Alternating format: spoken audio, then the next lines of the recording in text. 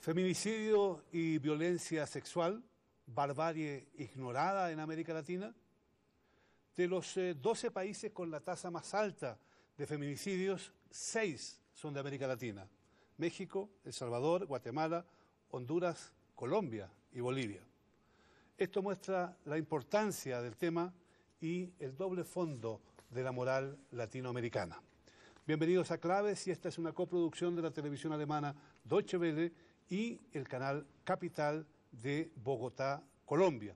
Mi nombre es Gonzalo Ernesto Cáceres y es un honor compartir la moderación con mi colega Omaira Morales. Gonzalo, mil gracias y bienvenido nuevamente a nuestro país. Gracias a ti. Vamos a conocer a nuestras invitadas, que definitivamente son invitadas de lujo hoy. Isabela Gatón, abogada de Derecho y Ciencias Políticas de la Universidad Santo Tomás, es especialista en Derechos Humanos de la Escuela Superior de Administración Pública.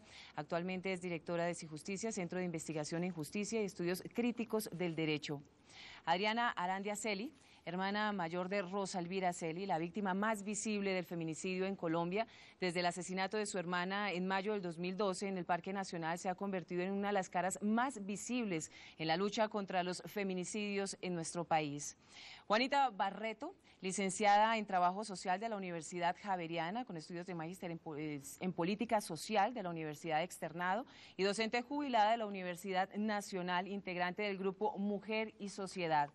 Y también nos acompaña Claudia Ramírez. Ella es abogada especialista en Derecho Público y Derechos Humanos, integrante del Movimiento Social de Mujeres y consultora en género. A todas, mil gracias por acompañarnos. Gracias también de mi parte. Y el mayor nivel de feminicidios del mundo se registra, desgraciadamente, aquí en América Latina y el Caribe. Tanto que 14 países latinoamericanos aparecen entre los 25 del mundo con la tasa más elevada de crímenes contra la mujer. ¿Qué reflejan estos datos? Es un tema que apenas se está empezando a manejar desde el punto de vista de las estadísticas. Es un tema que todavía conceptualmente no está absolutamente bien delimitado como para que los estados tengan una uniformidad en la forma como recogen la información, y es un tema que gracias al trabajo de mujeres muy claves dentro del feminismo, se destaca rotundamente Marcela Lagarde, que fue la mujer que tomó el nombre de feminicidio, el concepto, y empezó a trabajarlo a propósito de los asesinatos de mujeres en México, en Ciudad Juárez.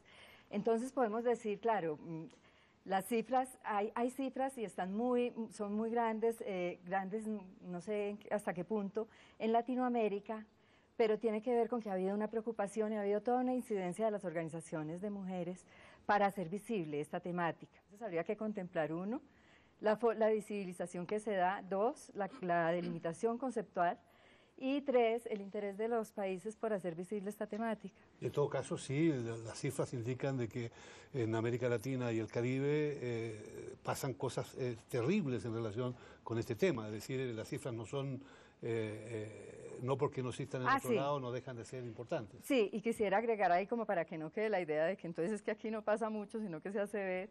Es que esas cifras son una punta del iceberg de la realidad. Muchas de estas asesinatos de mujeres no pasan por el sector justicia, y es el sector justicia el que provee, por lo menos en el país, los datos que se recogen. Pero si esto pasara por el sector salud, innumerables mujeres son asesinadas en su casa y el reporte es que se cayó, que se golpeó la cabeza, y no se reporta que fue un asesinato.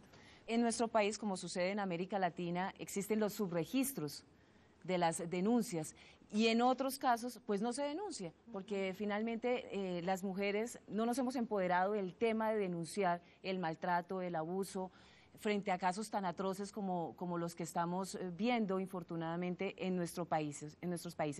¿Es el feminicidio la mayor amenaza en este momento para las mujeres de América Latina, y cuál es el accionar para hacerlo visible abiertamente, para que no sigan siendo cifras escondidas por debajo de la mesa, sino para que toda la comunidad sepa realmente qué es lo que está sucediendo con las mujeres en nuestros pueblos? Bien, efectiva y evidentemente el feminicidio es un riesgo, y es un riesgo que tenemos todas las mujeres por el hecho de serlo. Quiero decir, el feminicidio es el asesinato de las mujeres por el hecho de serlo, producto del control patriarcal sobre la vida, la libertad, la salud de las mujeres. En últimas, es una respuesta de sanción o control que culturalmente se ha avalado y de la que hacen uso los varones para llamar al orden a las mujeres, por ejemplo, culturalmente hablando, que se han salido de los cánones establecidos.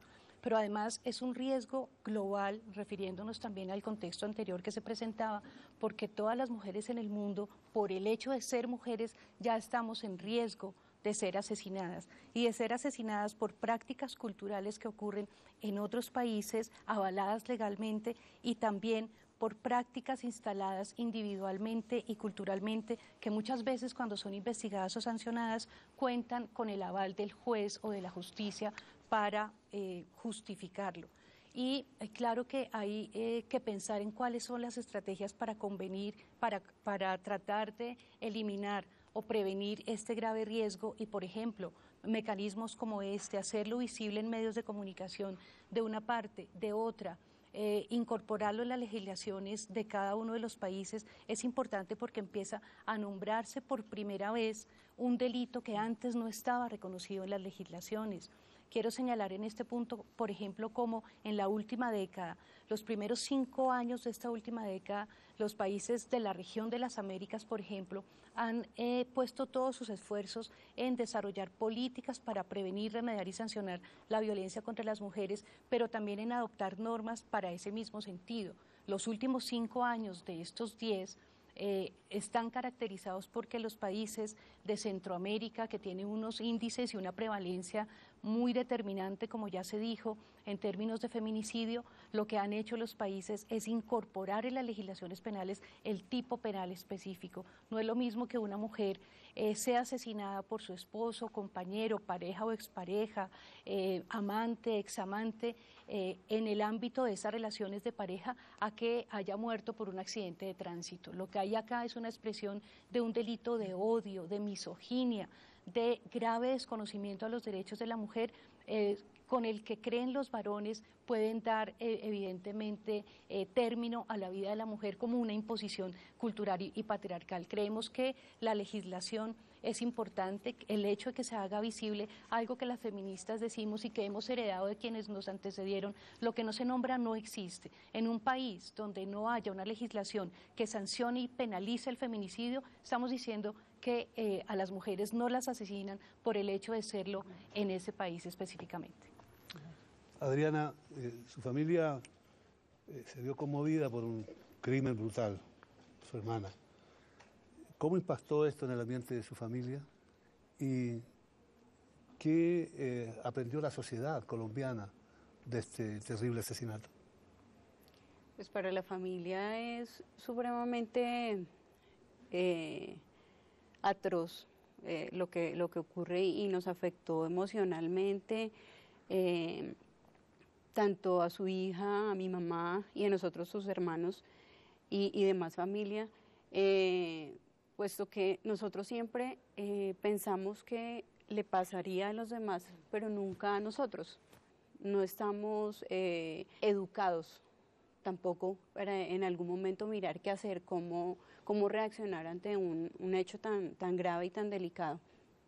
Aparte que uno siempre creería que si ella está o estaba con personas conocidas, es la confianza que se le da a una persona, estando en su trabajo, en su estudio, en cualquier parte, y aún más a lo que se refiere este tema, que es nosotras las mujeres podemos estar en cualquier parte y confiamos en las personas con quien estamos. Entonces puede ser el esposo, el novio, el exnovio, cualquier persona que vaya a atacarla. Pues es muy duro empezar a salir y empezar a ver la cantidad de mujeres que han sufrido este mismo tipo de ataques. Y eso da también fuerza, por ejemplo, para que usted esté aquí y nos pueda hablar del tema y decirnos, por ejemplo, por qué específicamente este caso se ha convertido en un símbolo para la sociedad colombiana. ¿Por qué este feminicidio, en el caso de su hermana, ha sido tan terrible, no solo para la familia, sino para el país?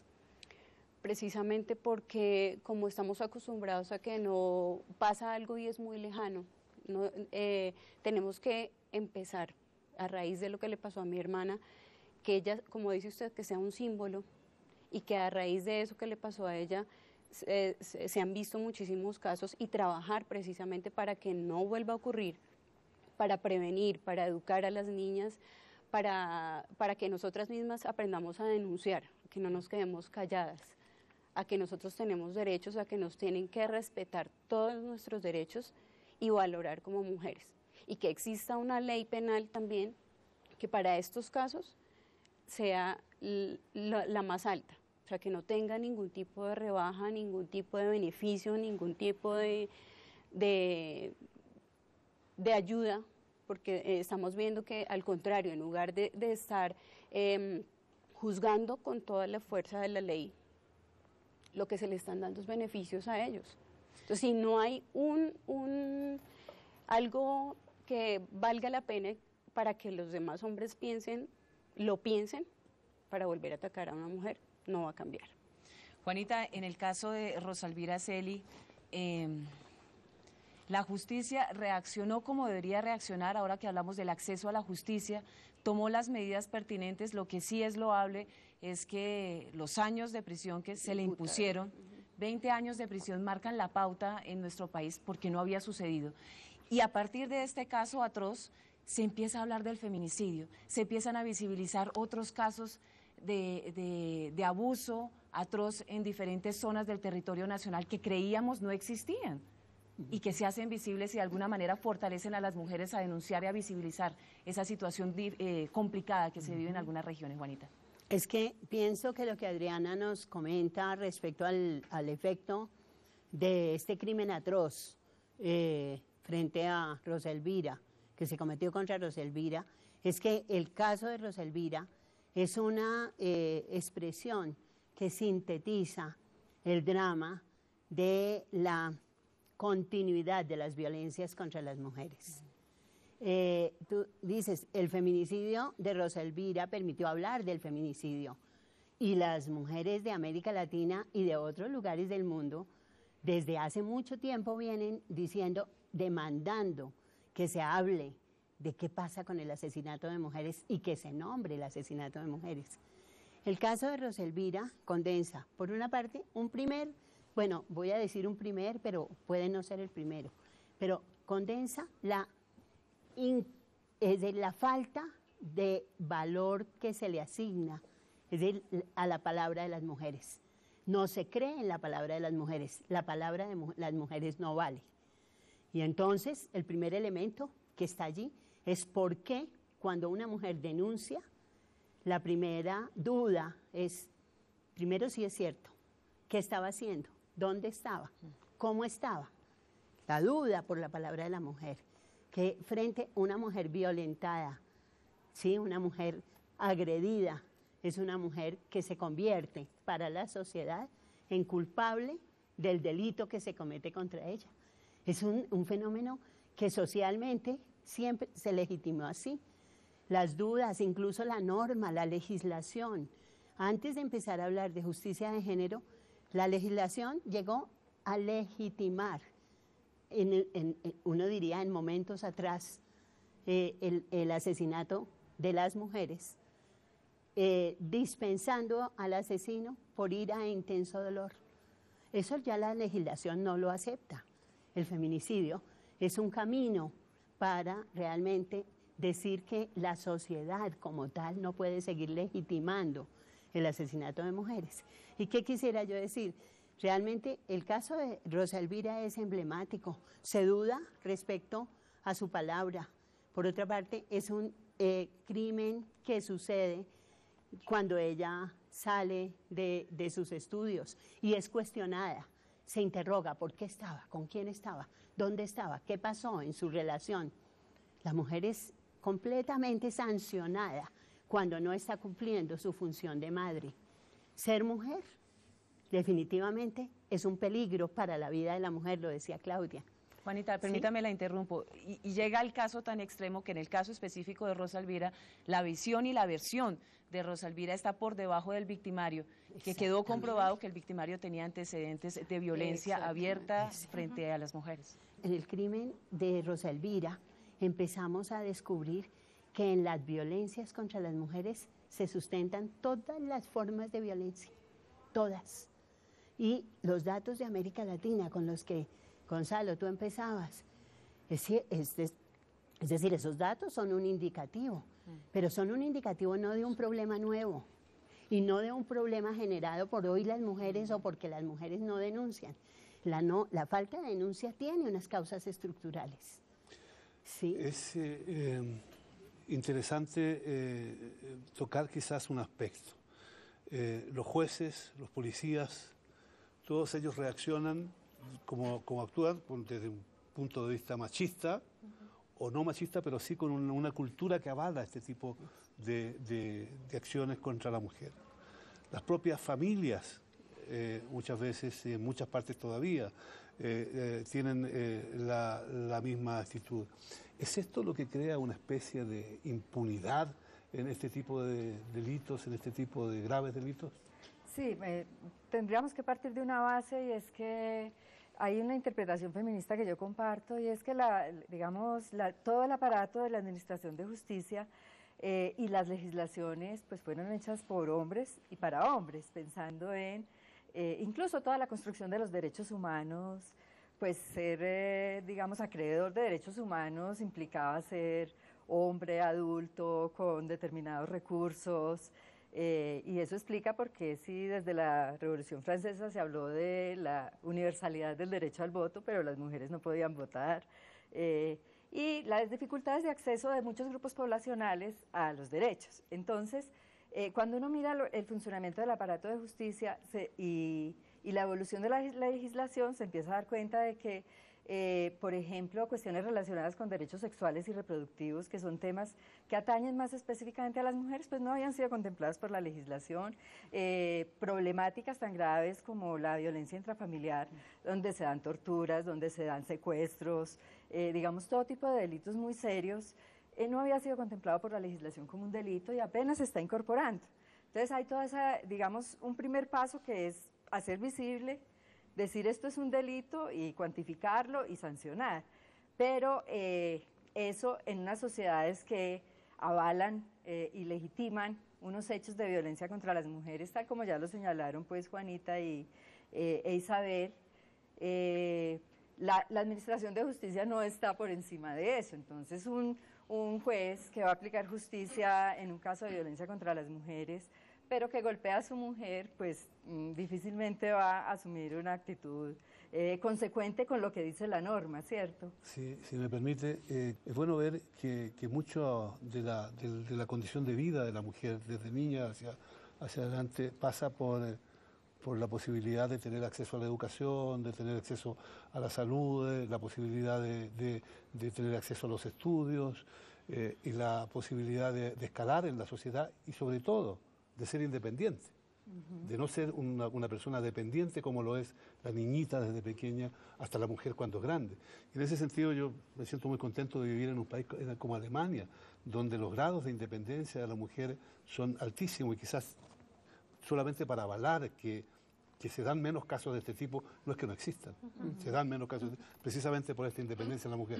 Pero también en Alemania, como aquí en América Latina, tenemos medios de comunicación que todavía trabajan con los esquemas antiguos, que son creadores de opinión, no solo con respecto al rol de la mujer en la sociedad, sino que también con lo que sucedió o sucederá con casos de crímenes o de violencia, cuestionando siempre a la mujer.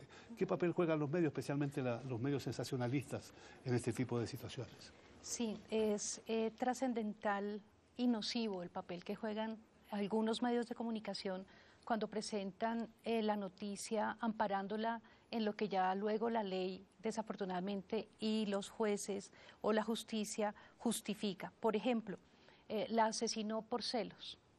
Ese solo hecho de la asesinó por celos ya está ubicando a la mujer en un espacio en el que debe cumplir ciertas normas culturales y morales que si se atreve a atentar contra ellas, por ejemplo, llegar tarde, por ejemplo, tomarse un tinto con un compañero de la oficina que no sea su pareja o expareja, entonces ya como que le dan vía libre, justifican al agresor o al feminicida, en este caso, según cómo se presenta en el medio de comunicación, para asesinarla. Pero además no hay ninguna pregunta anterior o un registro histórico que permita poner en contexto ese caso, como lo que se decía anteriormente y lo mencionó Claudia, como una cabeza del iceberg de las múltiples violencias que ocurren contra las mujeres por el hecho de serlo. Se presentan como hechos aislados y resulta que se está dando cuenta de una geografía, se está retratando una geografía que vivimos y sufrimos por el hecho de ser mujer, y si alguien preguntara y fuera más allá, pues se daría cuenta, como en el caso de Rosa Elvira, que hubo hechos anteriores de violencia, pero además también que el feminicida en este caso había violado antes a 2 niñas y había también cometido otro feminicidio por el que fue declarado libre. El caso de Rosa Elvira movilizó la opinión pública, la opinión ciudadana, el movimiento de mujeres, y si bien es cierto, en Rosa Elvira están inmersas todas las violencias, también se mostró que situaciones como el empalamiento eran situaciones que se vivían y se presentaban en otras zonas del país, pero tienen una responsabilidad muy grande los medios de comunicación de transmitir un mensaje que realmente sea capaz de movilizar a una opinión, de movilizar a la ciudadanía en torno a un solo mensaje de rechazo, o de conectar y transmitir el mensaje de que culturalmente fue la mujer la que hizo algo para merecer. Precisamente los medios de comunicación, Juanita, en vez de transformar la noticia en un hecho coyuntural, deberían apostarle a ejercer un deber, un principio básico que tienen los medios de comunicación y los periodistas, la responsabilidad social. En nuestro país, después de que sucedió el caso de Rosa Elvira Celi, bueno, empezamos a hablar del tema en México, el tema en ciudades más cercanas, en Medellín, empezamos a ver casos de empalamiento aquí en la capital de la República, y volvimos a tratarlos de la misma manera. Un tema de coyuntura, un tema que le duele a una familia en específico, casos de empalamiento que se viven en esta humanidad de castigo para las mujeres. A estas alturas es increíble ver que todavía el hombre considere que es propiedad, que la mujer es su propiedad y que puede actuar como considere frente a la humanidad de ella, y a una justicia que todavía se queda muy corta. Claro, y es que los medios de comunicación no solamente banalizan los hechos de violencia contra las mujeres, sino que banalizan el hecho mismo de ser mujeres. Es decir, la importancia que se le da a las noticias cuando los problemas recaen sobre la vida de las mujeres mismas, sobre sus condiciones de vida, es una importancia de segundo orden. De alguna manera, seguimos viviendo en la historia de las mujeres en la actualidad la pretensión cultural de situar a las mujeres en un segundo lugar. Sí, es el segundo sexo, sigue siendo. La autonomía que logran las mujeres, conquistada por las mujeres, que incluso se ha convertido en una de las metas del milenio, ¿sí? De las 10, lograr la autonomía de las mujeres, sigue siendo interrogada por los estados y por la ley. Mientras las mujeres no puedan ser autónomas sobre su propio cuerpo, realmente el valor de las mujeres, del ser mujer, no existe. Las mujeres siguen siendo apropiadas. Son apropiadas por las leyes, son apropiadas por la iglesia, son apropiadas en términos de que esa autonomía que se espera que puedan ejercer, el ejercicio de la autonomía de las mujeres está sancionado culturalmente. ¿Qué pasa con las leyes y la justicia? Convierten, en la medida en que no se puede, la justicia, en últimas, mira las circunstancias de cada caso, pero convierten el asesinato de mujeres, la violencia sexual contra las mujeres y todos los actos de confiscación de la autonomía de las mujeres, lo convierten en un hecho circunstancial. No se relaciona con una cultura, e incluso me parece que muchas veces decimos es por el machismo en América Latina, pero no se mira qué pasa con la exacerbación del machismo en todas las zonas del mundo donde los conflictos armados se multiplican. La relación entre la violencia contra las mujeres y la exacerbación de esa violencia en situaciones de conflicto armado, entonces tendríamos que mirar. Sí. Hagamos el mapa de los países de América Latina, Relacionémoslo con los datos de los países en donde hoy se empieza a hablar de feminicidio, pero hagamos las curvas necesarias frente a el silenciamiento, es decir, los datos son apenas una brizna frente a la magnitud del problema. En el caso, Adriana, de tu hermana, se hizo justicia, podríamos decir, porque se castigó al culpable, se tuvieron en cuenta otros antecedentes, pero ¿tú crees que en tu país y en América Latina hay más bien impunidad en relación con el asesinato de mujeres? Sí, total. En el caso específico de mi hermana, impunidad total, porque este señor, como lo decía la doctora Isabel, él ya había matado a otra mujer, ya tenía antecedentes de violación a una mujer trabajadora sexual, había violado a sus hijas. Entonces estamos hablando de que el Estado nunca no le siguió un proceso, no miró qué era lo que estaba pasando con este señor, no se hizo un seguimiento a esa salida que se le dio a él.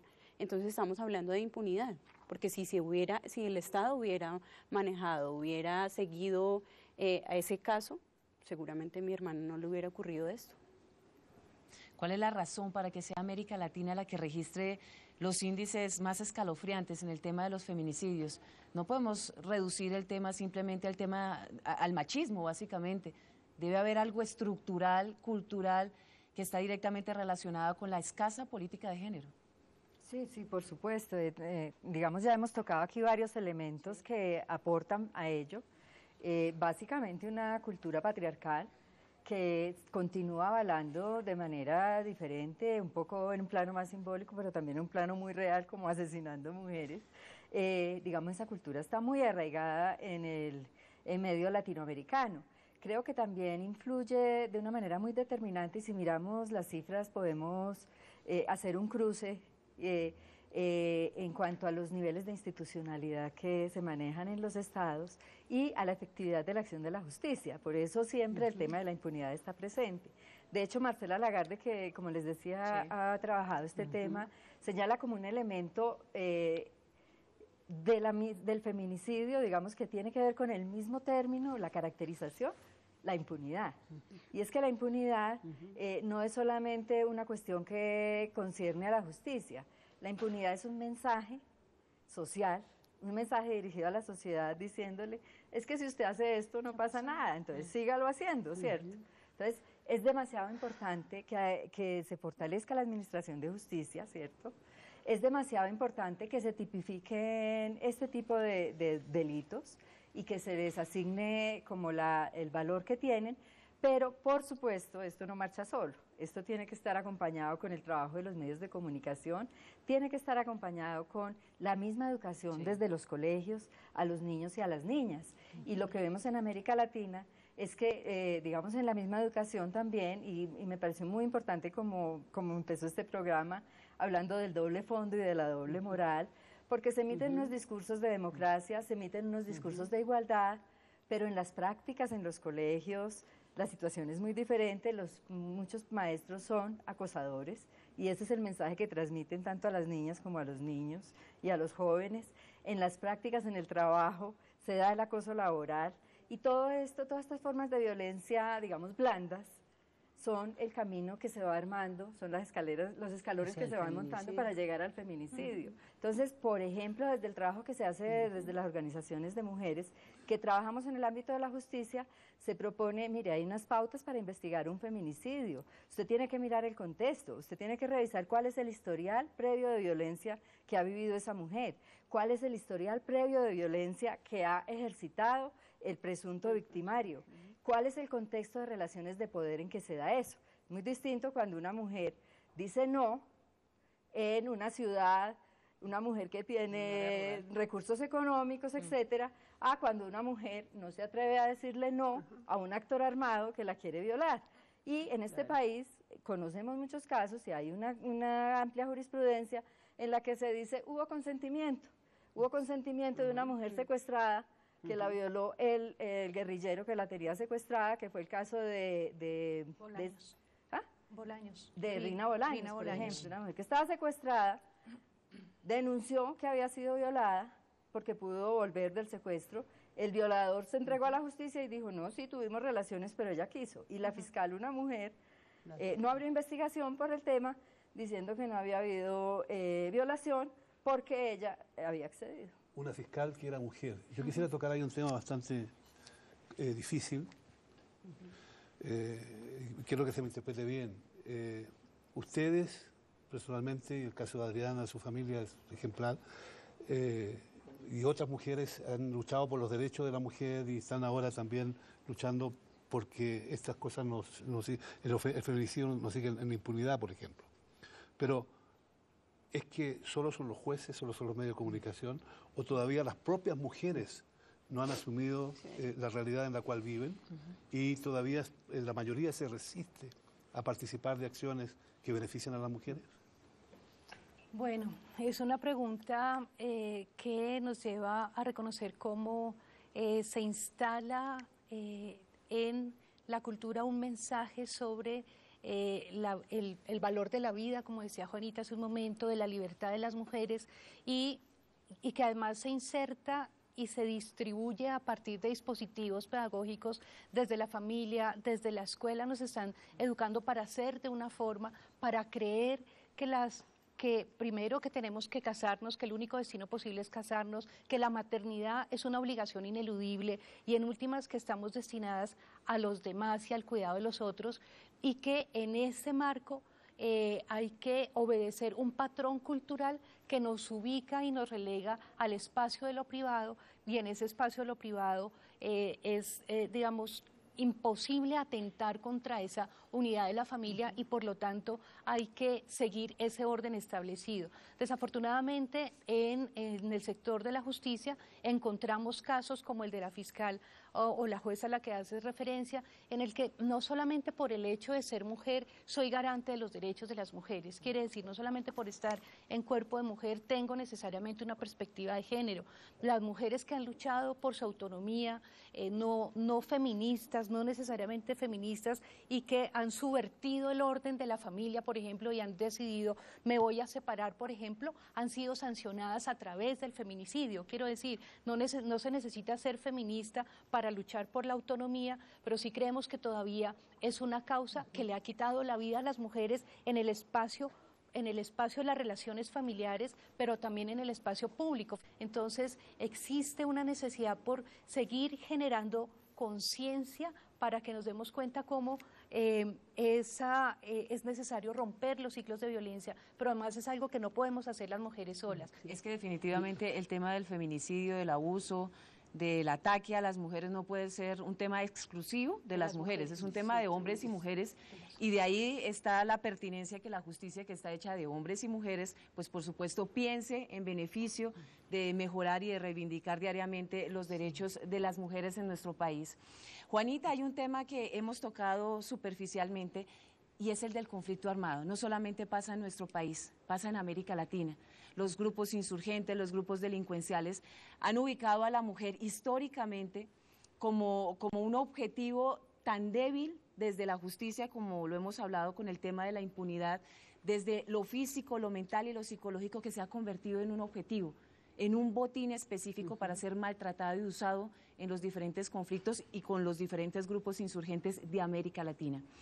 Existe una salida, no solamente de debate, de repensar y demás, sino que realmente las instituciones reaccionen de manera drástica y ejemplarizante frente a lo que sucede al interior de estos conflictos armados, de estos grupos?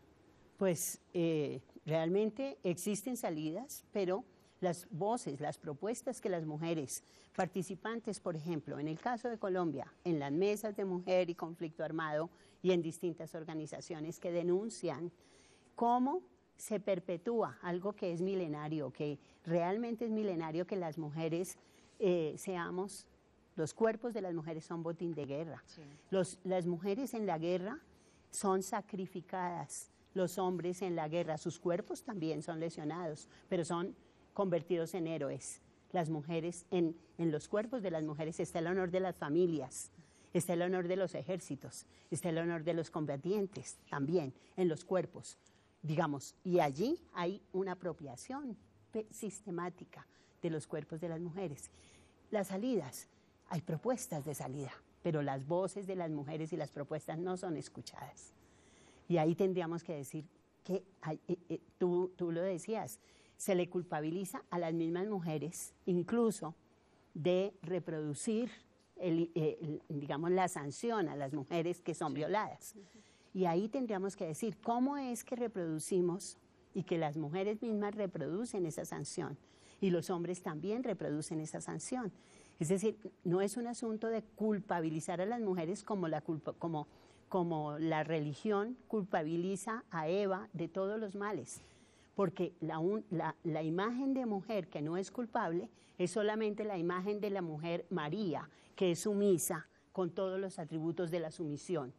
Entonces ahí hay dos, es decir, se vuelve un círculo vicioso, ¿sí? Se cierra la posibilidad, porque veamos, incluso en los programas, a veces vemos los debates frente al conflicto armado. Las mujeres excombatientes no están, la palabra de las mujeres excombatientes, ¿qué pasó después de haber participado, incluso de haber participado de procesos de amnistía? Hemos oído los relatos de las mujeres de Centroamérica, las salvadoreñas.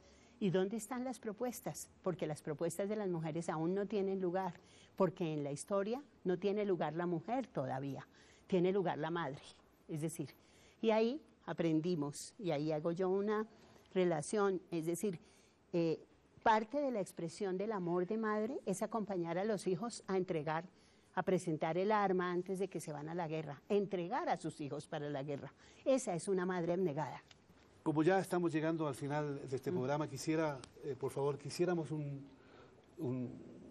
una reflexión de cara a cómo habría que actuar para que cada vez sean menos los crímenes contra la mujer, para empezar, y segundo, que se eliminen definitivamente. ¿Cuál es la responsabilidad que tiene la sociedad en este caso? Sí, bueno, yo quisiera aprovechar ahí este momentico para disentir un poco de lo que se dijo hace un momento, porque yo creo que sí hay unos avances muy importantes en el ámbito del derecho internacional humanitario y en el ámbito del derecho penal internacional en relación con los crímenes contra mujeres en la guerra.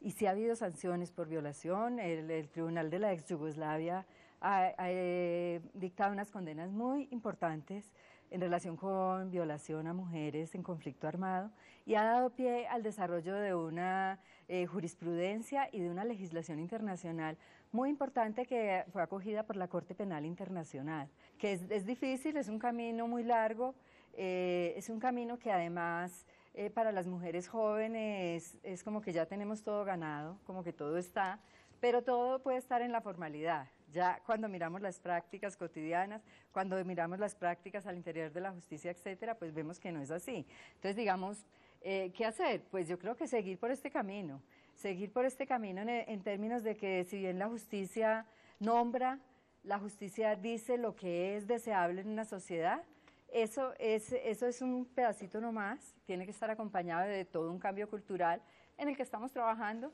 y en el que cada vez, y es algo también que yo quisiera como dejar esto esperanzado, yo siento que cada vez más hombres se están sumando también a esta lucha, que es una lucha, y se está entendiendo que no es una lucha de las mujeres, que es una lucha porque la humanidad se mejore en su conjunto. Adriana. Pues yo pienso que seguir luchando, seguir trabajando para que las leyes y para que todas estas mujeres que están haciendo cambios fuertes y que en el caso específico de nosotros, de mi hermana, que ella sea el símbolo y empiece, que desde ahí comenzaron a cambiar y empezaron a mostrar muchísimos actos de violencia y de agresión y sobre todo de falta a los derechos humanos de las mujeres. Trabajar para que eso cambie, para que esto sea un ejemplo y para empezar a educar a las niñas y para empezar a trabajar y seguir trabajando sobre todas las leyes que en algún momento están favoreciendo a los delincuentes y no a nosotras como mujeres. ¿Su opinión? Bien, reconocer en primer lugar que el feminicidio existe y debe prevenirse y puede evitarse. Y en ese sentido el llamado es a los estados, a todos los estados, para que en virtud del principio de la debida diligencia, que es un principio del derecho internacional de los derechos humanos, legislen para sancionar, pero además adopten todos los mecanismos para prevenir el feminicidio. Cuando las mujeres acceden a la justicia, que se garantice realmente el derecho de acceso a la justicia y que se reconozcan también precedentes como el de Campo Algodonero, por el que el Estado de México fue condenado precisamente por una tolerancia estatal. Es reconocer que el Estado se equivoca, evidentemente, y que puede corregir ese equívoco empezando por legislar penalizando el feminicidio. Sí. Pues pienso que efectivamente la convicción social de que la violencia contra las mujeres no es un problema de mujeres, es un problema de la sociedad entera. Ese es el camino que yo creo que se está construyendo. Pero frente a ese camino hay obstáculos. Y esos obstáculos están también en la vida cotidiana. En la vida cotidiana en que fuimos socializados y seguimos socializando a las personas, nacemos en una sociedad que legitima el sufrimiento y América Latina legitima el sufrimiento. Y el sufrimiento de las mujeres se convierte, la legitimación del sufrimiento se convierte en que las mujeres deben sacrificarse y dejarse golpear camino al feminicidio para salvar la institución familiar.